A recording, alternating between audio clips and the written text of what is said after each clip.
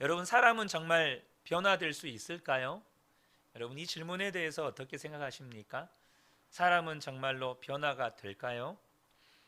주님의 말씀은 누구든지 그리스도 안에 있으면 새로운 피조물이라 보라 새 것이 되었도다 라고 말씀하시는데, 세상의 지식은 사람은 다 자기 성격대로, 자기 기질대로, 혹은 그 사람 생긴 대로 사는 것이다, 사람은 안 변한다, 이렇게 말하는 것이 사실 세상의 지식입니다.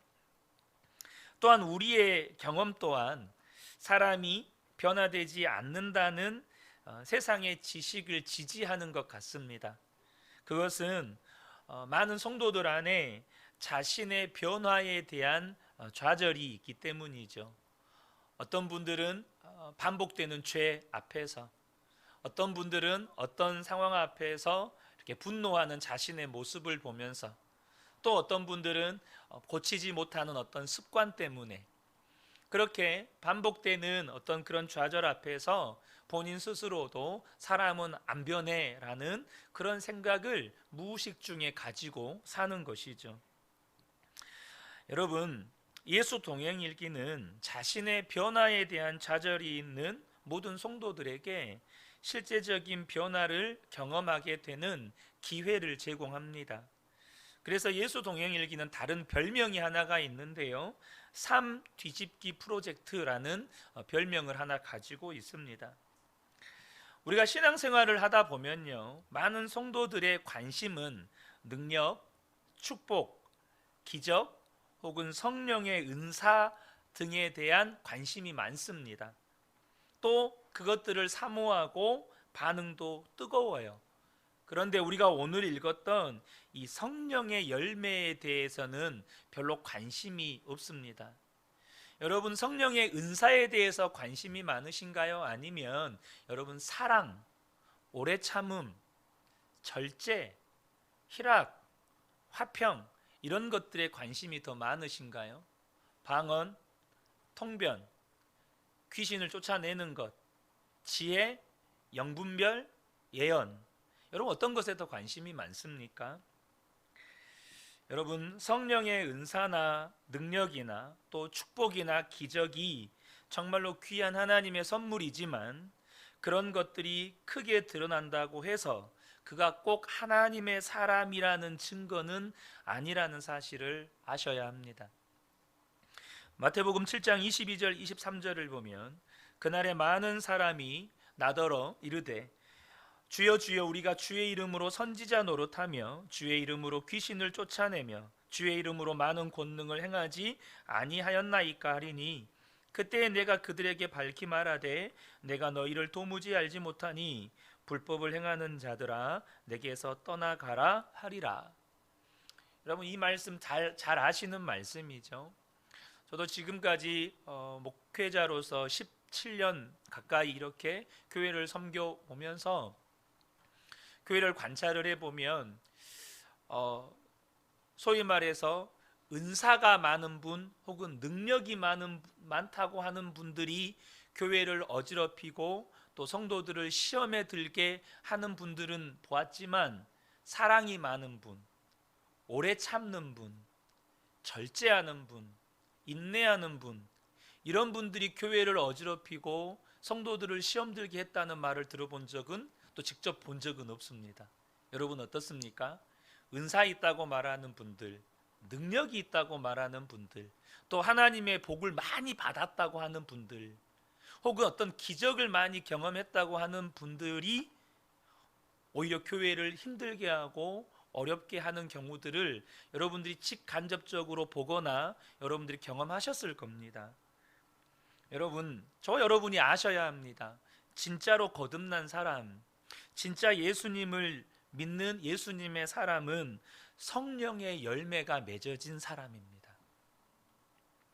능력을 행하는 사람이 아니고요, 혹은 어떤 우리가 소위 말해서 하나님께서 내게 복 주셨어 말하는 잘되고 형통하고 돈을 많이 벌고 성공하고, 여러분 그것이 그 사람이 진짜로 거듭난 사람이고 예수님의 사람이라는 것을 증명하지 않습니다.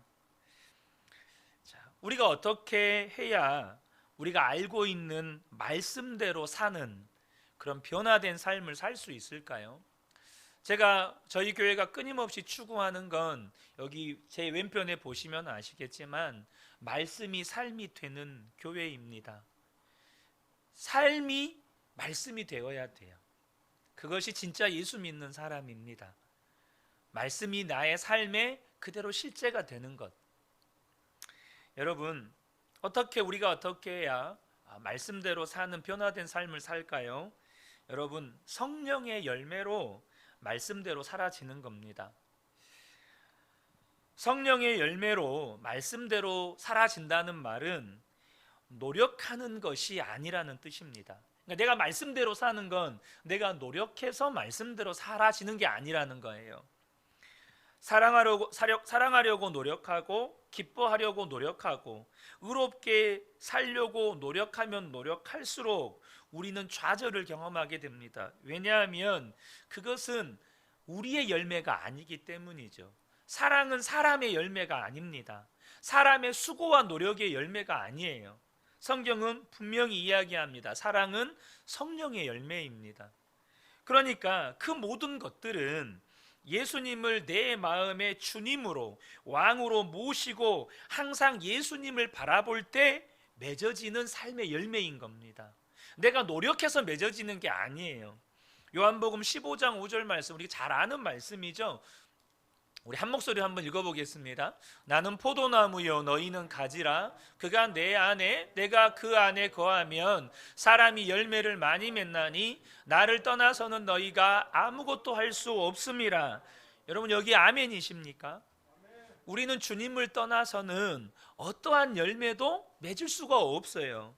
우리가 24시간 예수님을 바라보자, 예수 동행일기를 쓰자고 하는 것은 우리의 삶에 성령의 능력이나 은사나 기적이나 축복을 경험하기 위해서가 아닙니다.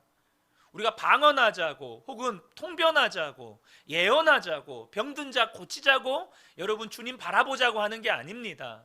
내가 날마다 주님과 바라보고 주님과 동행하며 살았는지 이것을 점검하고 기록해 보자고 하는 건 그것 때문이 아니라 우리의 삶에 성령의 열매를 맺기 위함입니다.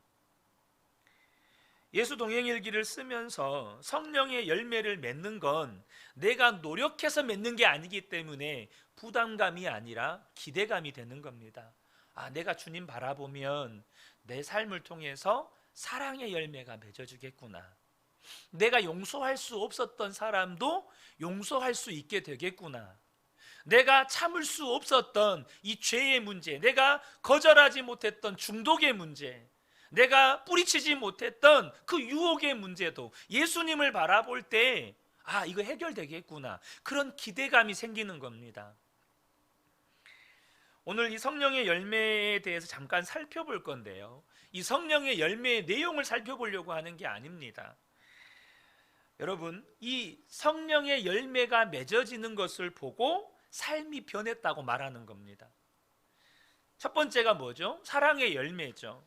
여러분, 누가 사랑하는 사람이 될까요? 어떤 사람이 사랑하는 사람이 될까요? 그것은 우리가 예수님을 바라보는 삶을 살 때 예수님을 바라보는 사람이 사랑하는 사람이 되는 겁니다. 두 번째 열매가 희락, 기쁨의 열매죠. 누가 기뻐하며 살 수 있을까요? 예수님을 항상 바라보고 사는 사람만 기뻐하며 살 수 있는 겁니다.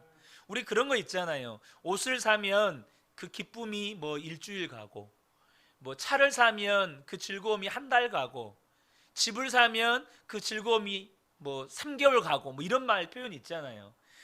우리가 이 땅에서 어떤 것으로도 우리를 영원히 기쁘게 할 수 없다는 것을 아마 살아오시면서 다 경험해 보셨을 거예요.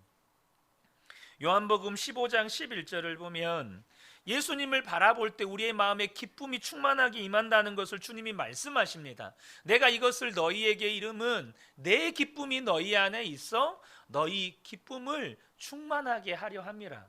요한복음 15장의 핵심적인 말씀이 뭐죠? 나는 포도나무요 너희는 가지다.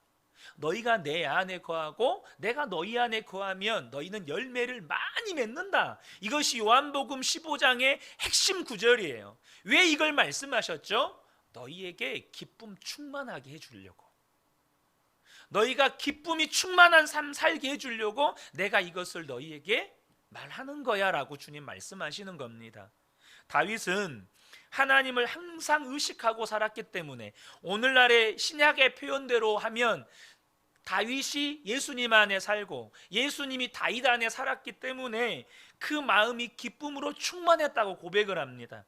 시편 16편 8절과 9절인데요. 내가 여호와를 항상 내 앞에 모심이여 그가 나의 오른쪽에 계심으로 내가 흔들리지 아니하리로다. 이러므로 나의 마음이 기쁘고 나의 영도 즐거워하며 내 육체도 안전히 살리니. 여러분, 다윗이 항상 주님을 모시고 사니까 다윗의 마음과 심지어 그 영도 즐거워하고 기뻐했대요. 우리가 기쁨이 없는 건 주님을 바라보는 믿음의 눈이 닫혀 있기 때문입니다. 지금 주님이 나와 함께 계시다는 것에 대한 뚜렷한 확신과 믿음이 없기 때문입니다. 이것을 믿는다고 말하지만 이것이 지식이기 때문에 그래요. 예수님을 믿는 사람은 화목해하는 직분을 가진 사람입니다. 고린도후서 5장 18절을 보면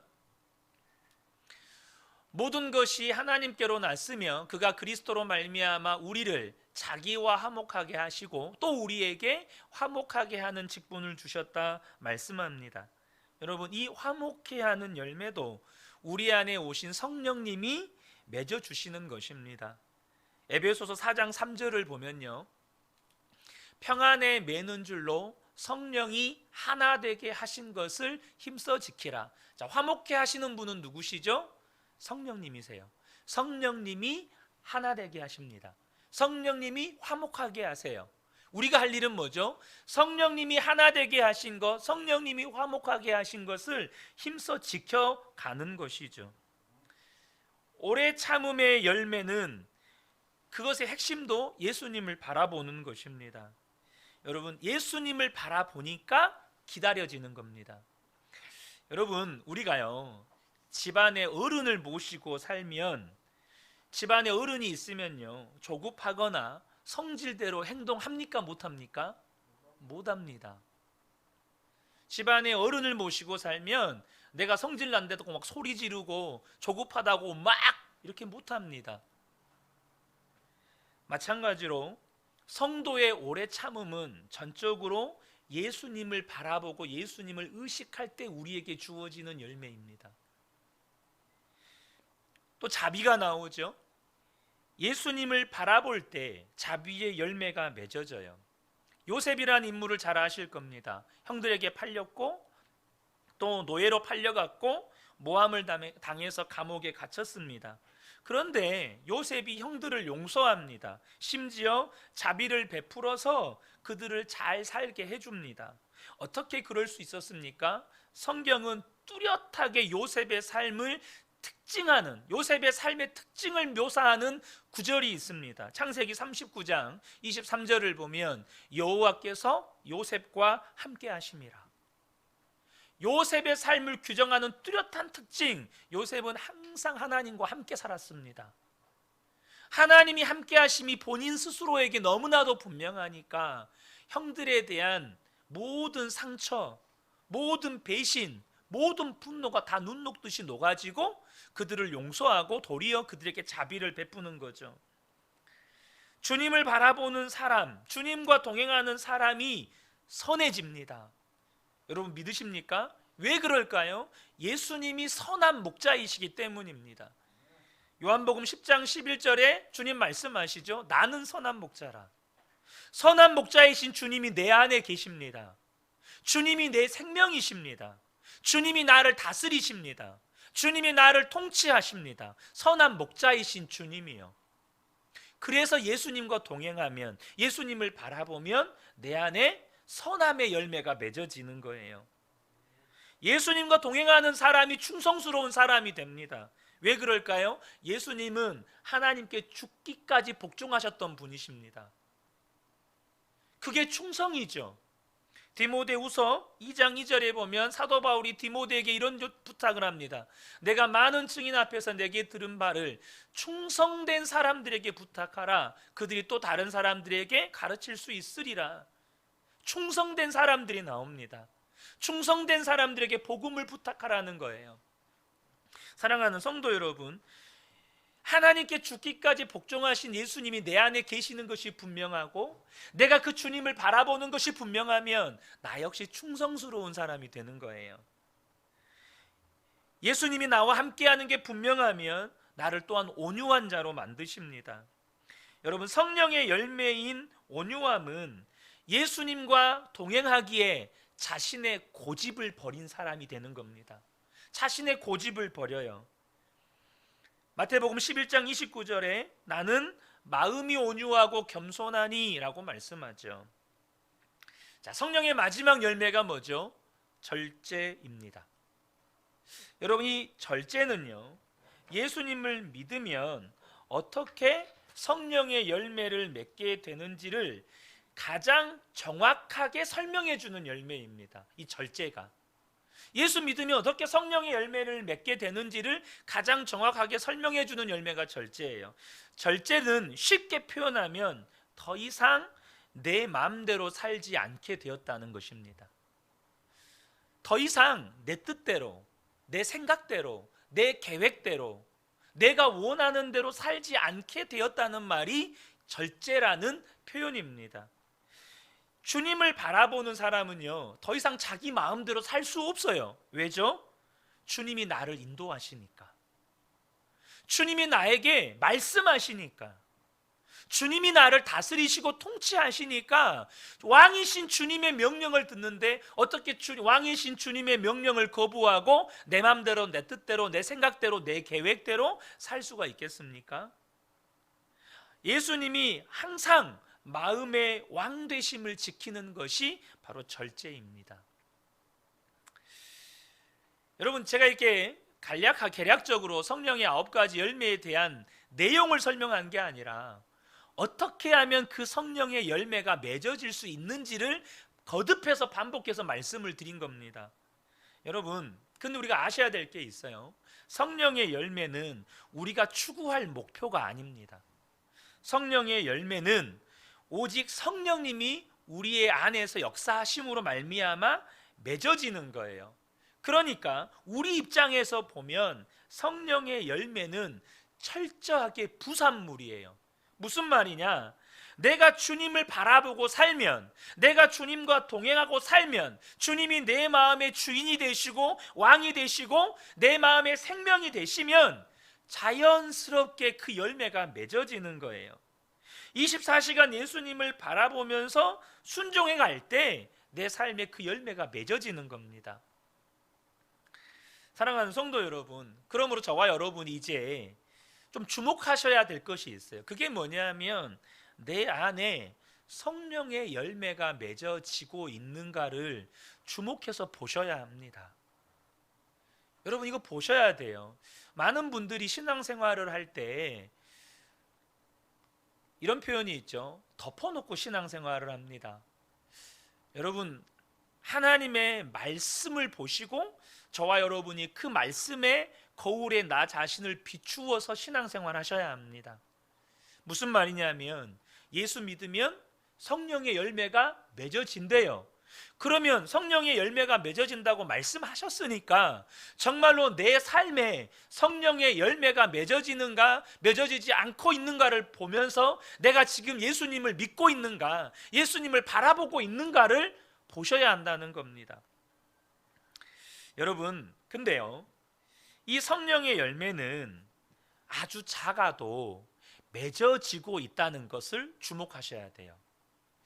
저와 여러분이 예수님이 나의 주님이시고 나의 하나님이시고 나의 왕이시고 나의 생명이 분명하다면, 그것이 내 마음 깊은 곳에서 분명하게 흘러나오는 고백이라면 반드시 저와 여러분의 삶에는 성령의 열매가 있습니다.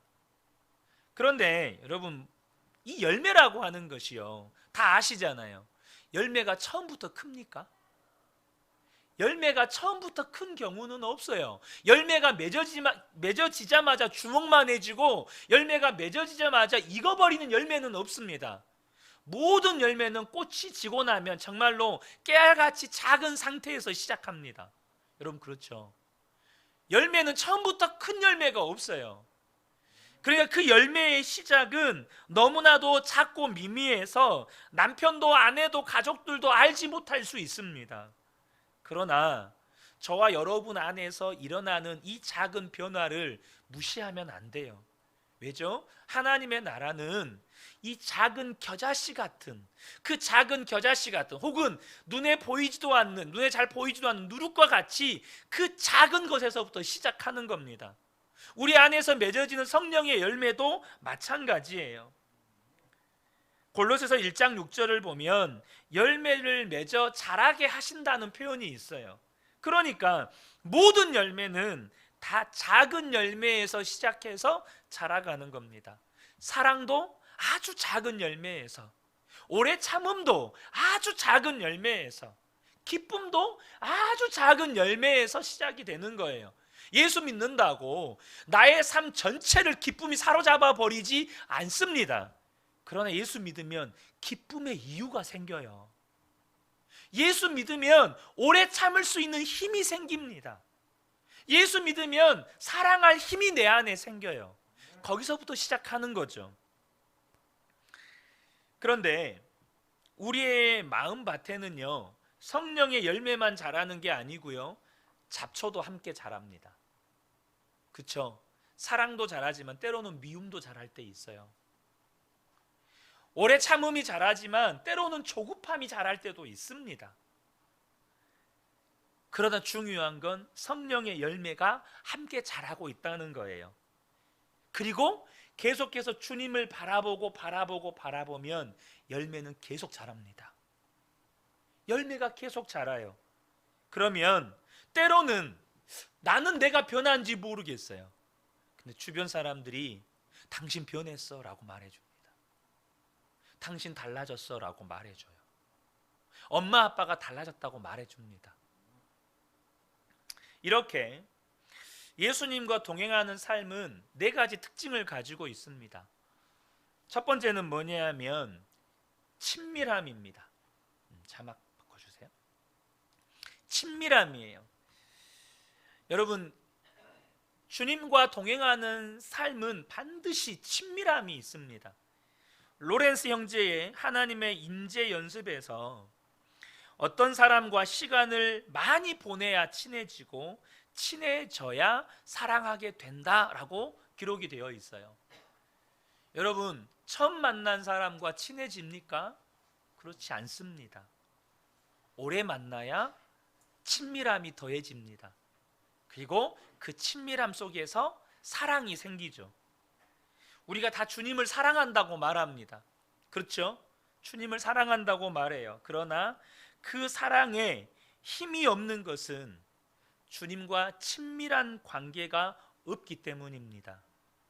여러분, 주님과 친밀하십니까? 라는 이 질문은 아주 쉽게 이야기하면 오늘 주님과 얼만큼 많은 시간을 보내셨습니까? 라는 말과 똑같습니다. 여러분, 오늘 주님과 얼마나 많은 시간을 보내셨습니까? 주님을 얼만큼 많이 생각하셨나요?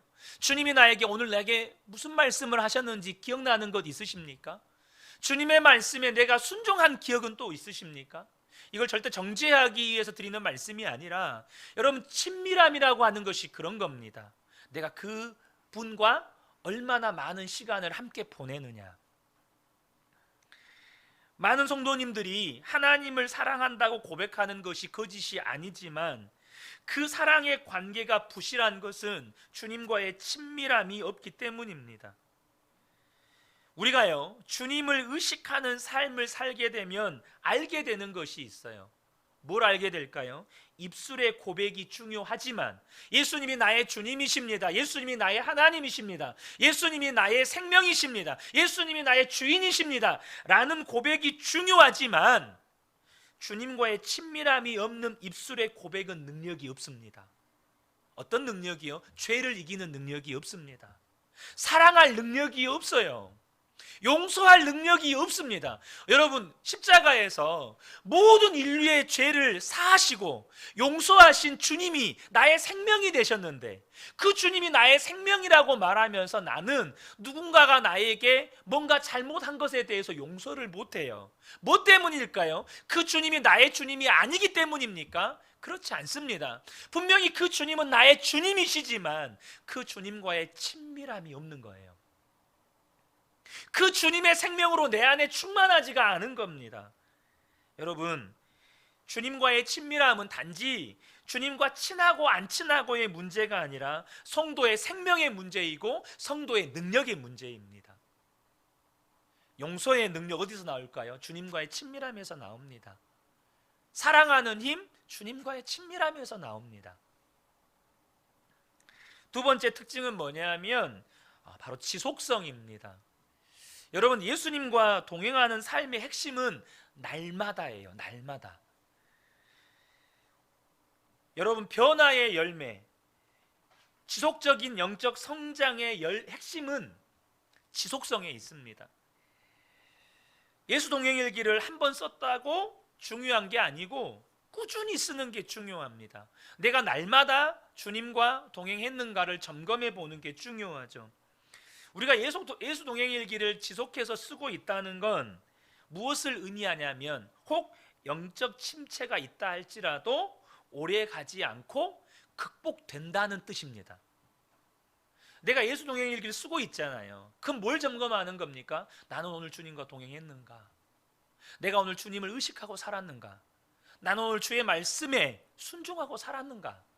그거 점검하는 거잖아요. 그걸 점검할 때 우리의 영적 침체에서 빠르게 벗어나게 되는 겁니다. 특별히 우리가 나눔방이 만들어져 있잖아요. 다른 사람을 의식해서라도 쓰게 되면 그것이 꾸준함을 이루게 되죠.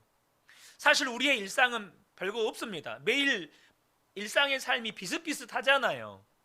그렇지 않습니까? 그래서 예수 동행일기를 쓰면 그 매일매일을 볼 때 별로 볼품이 없어요. 실제로 쓰다 보면 내가 오늘도 넘어지고 깨지고 좌절한 이야기들 뿐이잖아요. 오늘도 주님을 바르게 바라보지 못했던 것들, 예수님을 믿음으로 순종하지 못했던 것들, 이런 걸 쓰게 돼요. 그런데요, 내 일상의 볼품없는 날들을 주님 앞에 내어놓으면 주님은 반드시 그 일상을 통해서 역사하십니다. 여러분, 나의 일상을 내가 지고 있느냐, 주님께 내어드리냐의 차이는 엄청난 삶의 차이를 가지고 옵니다. 여러분 잘 아시는 것처럼, 여러분 칼을 우리 아이들에게 쥐어주면 무 하나도 못 섭니다. 하지만 칼을 여러분 유명한 셰프에게 쥐어주면 여러분 작품이 나와요. 저와 여러분의 인생을, 볼품없는 그 인생을 내가 쥐고 있으면 진짜 볼품없게 돼요. 하지만 주님 앞에 내어놓으면 우리의 일상도 명작이 됩니다. 세 번째 특징은 뭐냐면 바로 거룩입니다. 일상의 거룩함입니다. 예수 동행일기를 쓰면서 주님을 바라보면 우리가 경험하게 되는 은혜가 뭐냐면 늘 넘어지는 문제에서 일어날 힘을 얻게 된다는 거예요. 여러분, 우리가요, 죄의 문제 앞에서 정말 정직하셔야 합니다. 죄의 문제 앞에서 한국 교회가요, 이 죄의 문제에 대해서 정직하지 못합니다. 너무나도 많은 목회자들이 음란의 문제 앞에서, 너무나도 많은 남자 여자 성도 할 것 없이 음란의 문제 앞에서 다 넘어집니다. 정말 많이 넘어집니다. 여러분, 근데 그것을 이길 힘이 어디서 나올까요? 너무나 많은 성도들이 중독의 문제 앞에서 다 넘어집니다. 특별히 이 시대는 과거에는 없었던 게임 중독, 인터넷 중독, 약물 중독, 말할 것이 없죠. 그런데 그것을 이기는 힘이 주님을 바라보는 데서 나옵니다. 주님을 바라보는 데서 나와요. 여러분, 죄는 주님보다 강하지 않습니다. 여러분, 우리가요, 집을 더럽혀 놓고 손님을 초대하지 않습니다. 마찬가지죠. 내 마음을 온갖 더러운 쓰레기로 가득 채워 놓고 그 속에서 주님과 교제할 수는 없습니다. 그래서 우리가 날마다 주님과 동행을 하다 보면 마음이 정리가 되고 내 속의 죄들이 청소가 됩니다. 주님이 그렇게 하세요. 우리가 그런 것들을 들어오지 못하도록 파수하는 것, 우리의 일상이 거룩하게 될 수 있도록 우리의 삶을 이끌어주는 것, 그게 어디서 올까요? 주님을 바라보는 데서 오는 거예요. 그러면 주님과 더 친밀한 교제가 되는 거죠. 여러분 기억하셨으면 좋겠습니다. 일상에 거룩이 없는 거룩은 외식입니다. 삶에 거룩이 없는 여러분 예배는 종교 행위입니다. 이거 아셔야 됩니다. 여러분 우리가 삶의 현장에서는 내 입술로 막 욕설도 하고 또 막 온갖 더러운 말들 다 쏟아내놓고 그리고 예배당에 나와서는 하나님을 찬양해요. 사도 바울은 이야기합니다. 한 샘에서요 단물과 쓴물이 나올 수 없대요. 이 말씀은 제가 우리가 넘어질 수 없다라는 것을 말씀드리는 게 아닙니다. 여러분 믿는 성도는 죄의 문제를 반드시 주님 앞에서 다룸 받습니다. 죄의 문제를 반드시 주님 앞에서 해결함 받습니다. 왜냐하면 십자가가 우리의 모든 죄의 문제를 해결한 십자가이기 때문에 그렇습니다. 자, 마지막으로 네 번째 예수 동행일기의 특징은 뭐냐면 순종입니다. 그래서 예수 동행일기는 순종일기입니다. 예수 동행일기를 통해서 주님을 바라보는 일은 단지 주님과 동행하는 것으로 끝나지 않습니다. 주님과 친밀하게 동행하는 사람에게 부어지는 은혜가 뭐냐면 주님의 마음을 알게 됩니다. 주님의 계획을 알게 돼요. 그러면 순종하게 될까요? 순종 못할까요? 주님과 동행하는 사람이 주님의 마음을 알게 되고 주님의 계획을 알게 되면 순종이 됩니다. 순종하려고 몸부림치는 게 아니고요, 순종이 됩니다.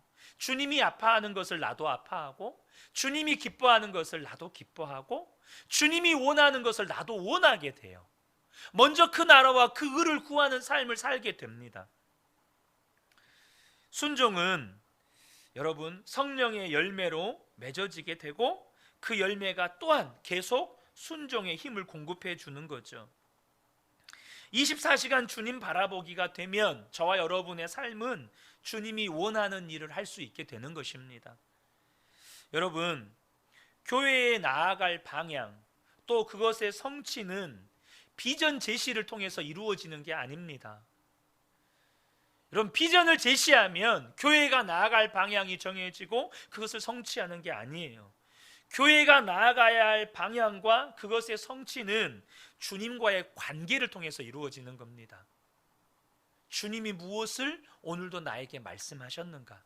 나는 그 주님을 바라보고 살고 있는가? 나는 그 주님과 동행하며 살고 있는가? 나는 그 주님의 말씀에 순종하고 있는가?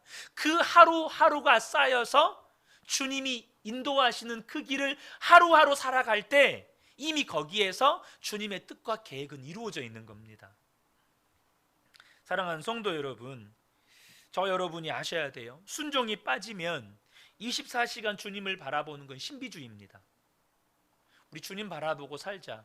주님 바라보고 사는 걸 무엇으로 증명합니까? 말씀의 순종입니다.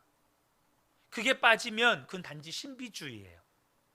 그래서 주님 바라보다가 이상한 환상도 보았다. 주님이 나에게 어떤 음성을 들려주시더라. 사랑하는 성도 여러분, 우리가 요한복음 15장 5절 말씀을 다시 한번 읽었으면 좋겠습니다. 이 말씀 우리가 마음에 새기면서 다시 한번 함께 읽겠습니다. 나는 포도나무요 너희는 가지라. 그가 내 안에 내가 그 안에 거하면 사람이 열매를 많이 맺나니 나를 떠나서는 너희가 아무것도 할 수 없음이라. 아멘. 여러분 아멘이시죠? 주님은 포도나무고 나는 가지고 주님이 내 안에 내가 주님 안에 거하면 우리는 열매를 맺습니다. 우리는 주님 떠나면 아무것도 할 수 없습니다. 혹시 여러분의 삶에 지금 일기를 쓰고 있는데 삶의 변화가 없다면 방금 말씀드렸던 네 가지를 꼭 점검하셔야 합니다. 자막 띄워주세요. 첫 번째는 뭐냐 하면 첫 번째는 뭐냐면 나는 날마다 주님과 동행하고 있는가? 그 주님이 나하고 친밀한 분인가? 여러분, 예수님을 믿으십니까? 다 아멘합니다. 그런데요, 제가 목회자 세미나에도 가보면 예수님과 친밀하십니까? 라고 물어보면 아멘이 10분의 1로 줄어듭니다. 아니, 그 이하로 줄어듭니다. 예수님과 친밀하세요? 분명히 예수님을 믿는다고 말하지만 친밀하냐고 물어보면 거기에 대해서 많은 분들이 확신 있게 아멘이라고 대답을 못합니다. 두 번째는 말씀과 기도로 매일 꾸준히 이어가고 있는가? 말씀을 읽고 말씀을 묵상하고 말씀에 순종하고 기도하는 삶을 매일매일 살아가고 있는가? 세 번째는 정결하고 거룩한 삶을 위해서 매일 회개하는 삶을 살고 있는가? 여러분, 오늘의 죄를 내일로 넘기시면 안 됩니다. 여러분, 적어도 잠들기 전에는 반드시 주님 앞에 여러분의 삶을 돌아보고 회개하는 시간 꼭 가지셨으면 좋겠습니다. 하루도 안 씻고 주무시는 분 안 계시잖아요.